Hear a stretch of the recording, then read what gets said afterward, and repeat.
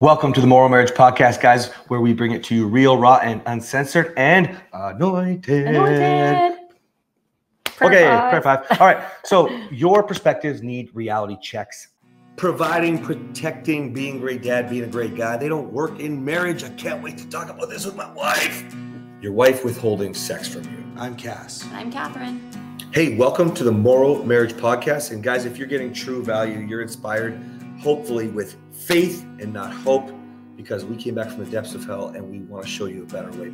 I'm not falling for this again. Job sex on a billboard. Why you don't need the apology. We're Moral Marriage. Let's flip divorce statistics with the new marriage. I really want to bring this up because I think that people misunderstand the crazy train a lot. Okay.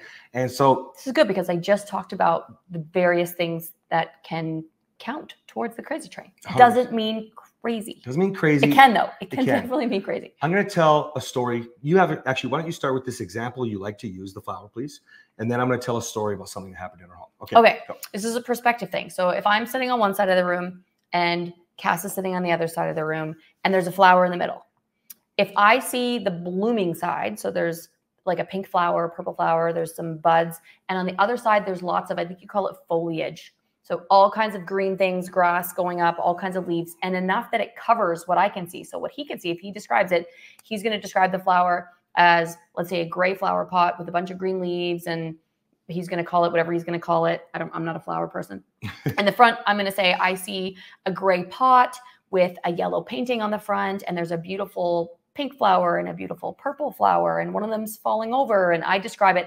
We are both describing the exact same thing, but the perspective is different. So both perspectives are valid and both perspectives are true and correct. Right. Now, before we go into this, I want to just give an example with our children the other day. So everybody had a bowl, okay? And we were talking about one bowl in my mind. Okay. I was talking about the color of the teal bowl, which could be aqua, teal, like pick your color. Okay. And I was talking with Riddick. The girls both took it like we were talking about their bowl. One was yellow and one was light blue. Okay. All of us had our own reality of what we were talking about. And when we were giving the color, it made no sense that yellow was in there, right? When we're talking about the yellow bowl, I could see the light blue, teal, and aqua being considered. Okay. My perception was just the bowl Riddick had. We all had our own reality. What you need to understand is sometimes it's the double side of the flower, like Catherine's talking about, one side, one angle. And sometimes everybody's fucking reality is real. It just depends what you think you're talking about. I just heard something. Can I jump in? Yeah. So there's two different words here that I want to make sure that we do not confuse: perspective and perception. Okay. Perspective is, like, I would use it in this instance, synonymous with angle.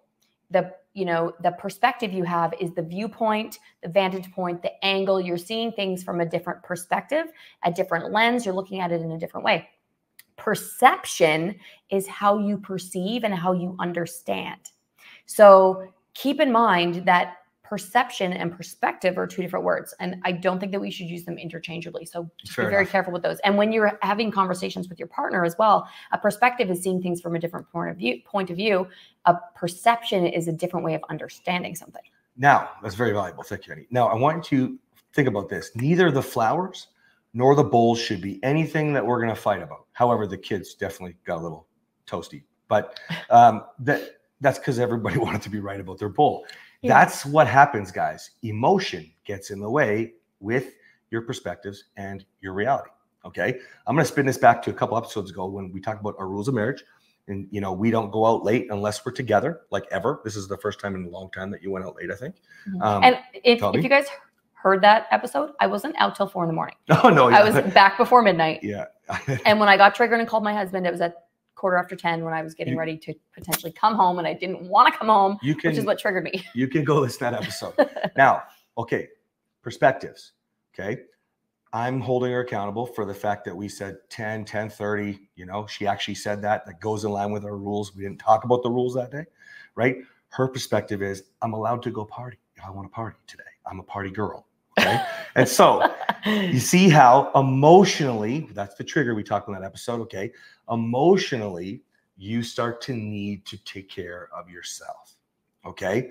When it's a non-emotional thing like the flowers, you're just, I mean, depending on how your relationship going, you might be thinking, yeah, you're an idiot because that's clearly a pink flower, right? That's the problem, guys. What you need to do is stop for a second, understand before you move anywhere. Do you need a new perception because your perspective is skewed, right? Is it possible that your partner is thinking about this differently? She just wanted to have more fun. And he just wanted to know he was safe. That's it, right? But we were both, that's why we both got triggered. Okay. I was thinking about what I wanted to do. He was thinking about how he felt. That's normal, natural human nature. Actually, that's one of the conversations we had the next day. Mm-hmm. Selfishness doesn't actually necessarily mean like something bad. It just naturally we have to learn to put our partners first or even equal. Until you have children, they're the only ones that actually come first. You have to work to put your husband first. You have to work to put your wife first. You don't have to work to put your kids first. Unless you're a man, you do have to work to put your kids first because they didn't come from your body. It's a different connection. Most women naturally will put their children first. It's something that happens to us when we get pregnant. Mm-hmm. I don't know how to describe it. It's just God did that. Probably to make humanity keep going. Fair. Yeah. Otherwise, it's really tough. It's tough for me in my moment of being triggered and emotional. It's tough to think, my husband doesn't want me home because he's trying to control me, because he doesn't want to control me. He wants me home because he wants to feel safe.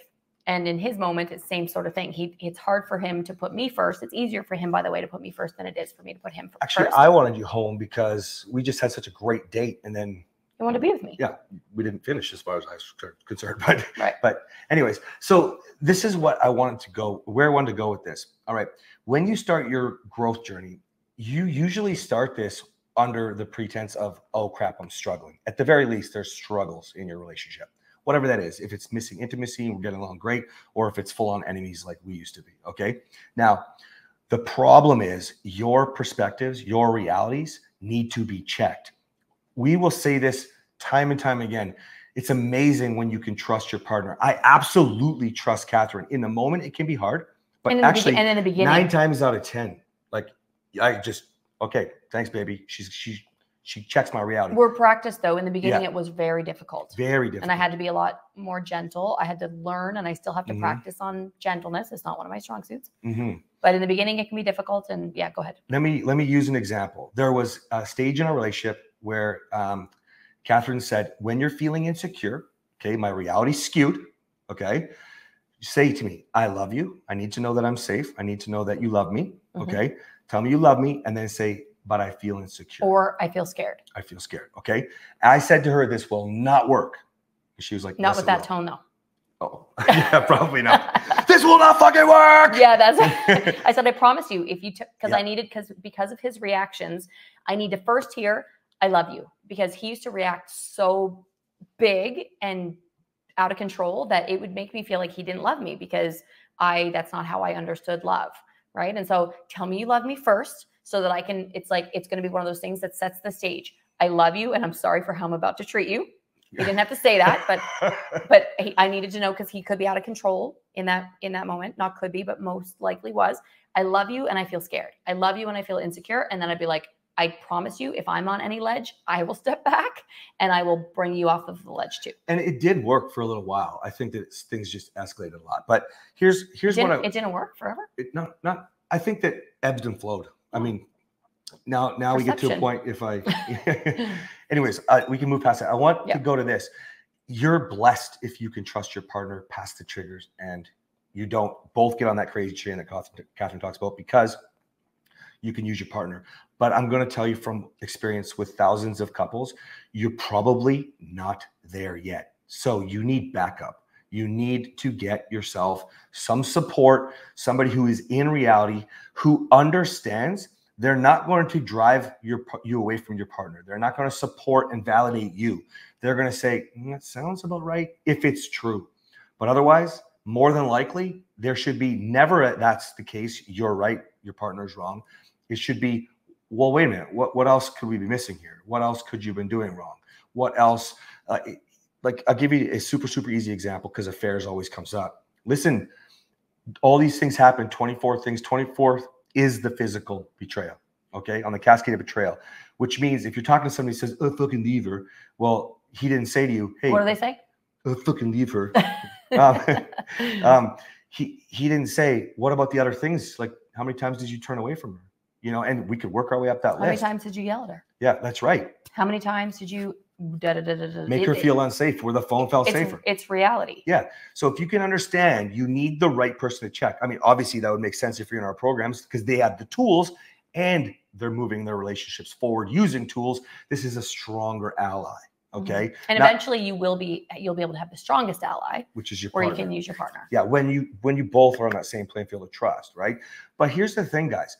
It's also, I mean, unless it's your actual partner who knows the ins and outs of everything, that's the only time I would ever say it's acceptable for one to be your reality check. I don't know if you agree with this or not, but I've moved my one-on-one to 2-on-1 so that there's always two perceptions. I've been doing that since I started the program. Have you? Yeah. We don't have any one-on-one conversations just in case there's a skew, a misunderstanding, a difference in perception, perspective, all of those sorts of things, so that there's always 3 people in every direct private message. Minimum. And I'm gonna give you a super easy way to understand this. Remember we talked about triggers the other episode? Okay, so say you're helping somebody checking the reality, but the thing that they need the reality checked on is a trigger for you.